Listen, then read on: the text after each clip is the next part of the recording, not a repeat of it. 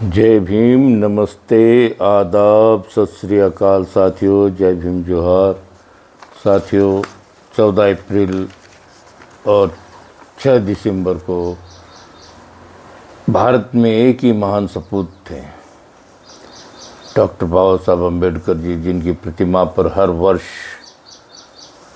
सैकड़ों टन पुष्प फूल मालाएं चढ़ाई जाती हैं। इस विश्व में भारत ही नहीं, सारे विश्व में बाबा साहब को सम्मान मिलता है। एक ऐसी शख्सियत जिन्होंने सारे मानव समाज के हित के लिए काम किया।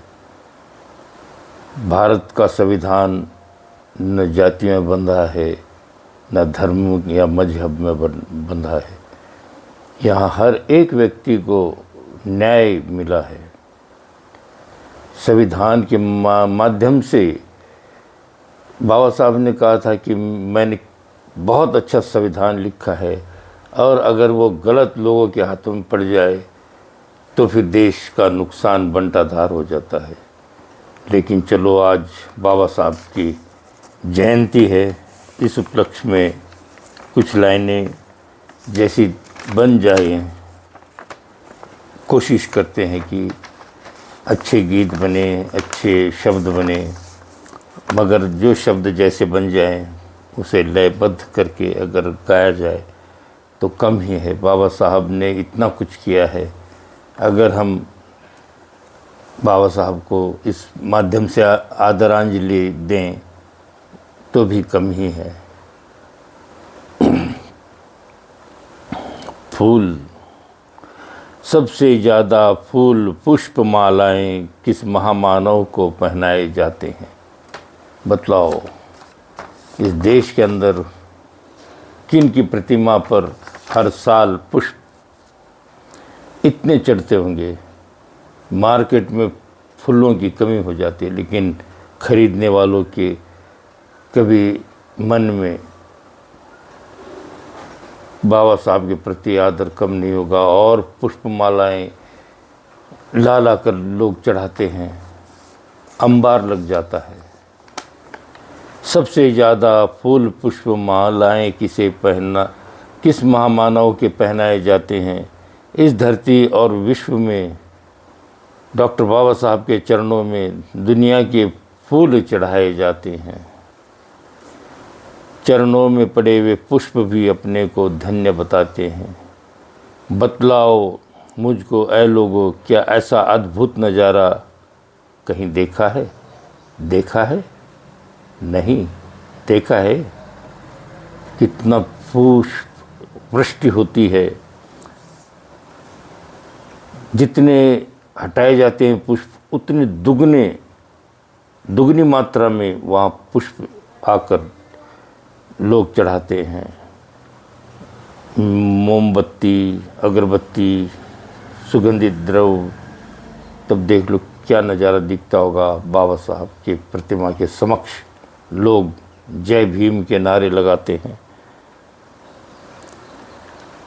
यह भीम की ताकत है।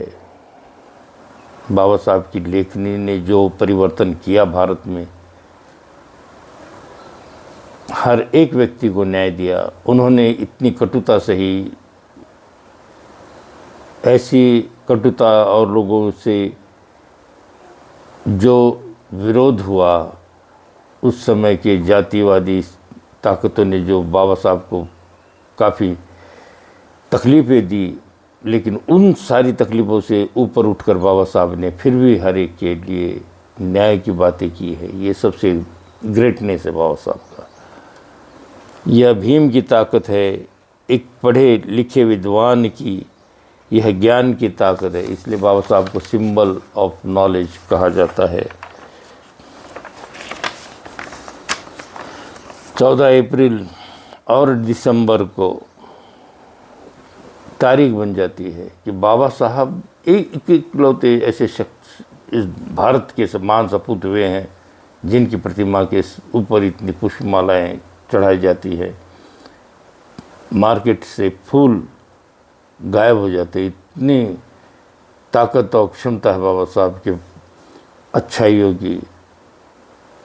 एक केवल संविधान ही नहीं, बाबा साहब के अंदर जो करुणा और मैत्री भावना थी, इसीलिए तो बाबा साहब को बोधिसत्व ये खिताब मिला है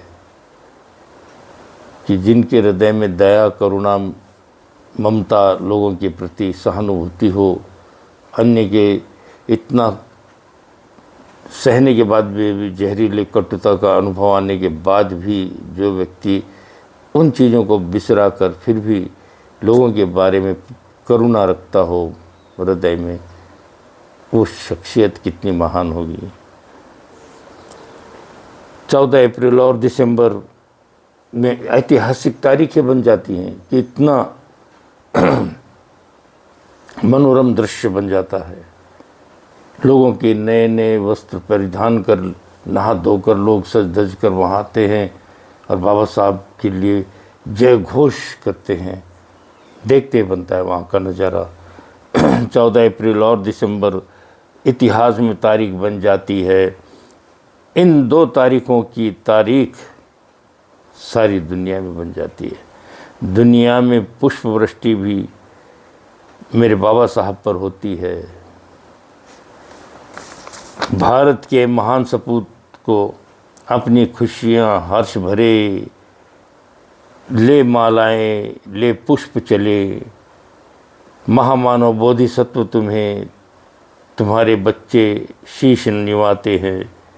तुम्हारे दिए हुए संविधान की बदौलत हर मानव सुख से जीते हैं, हर मानव सुख से जीते हैं। जल्दी से जागो नई बहारों, जल्दी से जागो नई बहारों, सज धज लो और श्रृंगार करो, सज धज लो और श्रृंगार करो। जय भीम, जय भीम का नाम पुकारो, जय भीम, जय भीम, जय भीम का नाम पुकारो। आज दिवस है 14 अप्रैल, आज जयंती भीमराव जी की। हमको इज्जत बख्शी जिसने, हमको इज्जत बख्शी जिसने, उनका आदर और सम्मान तो देखो। यह देश झुका, सारा विश्व झुका, यह देश झुका, सारा विश्व झुका। नतमस्तक होते बाबा को। जय भीम, जय भीम, जय भीम।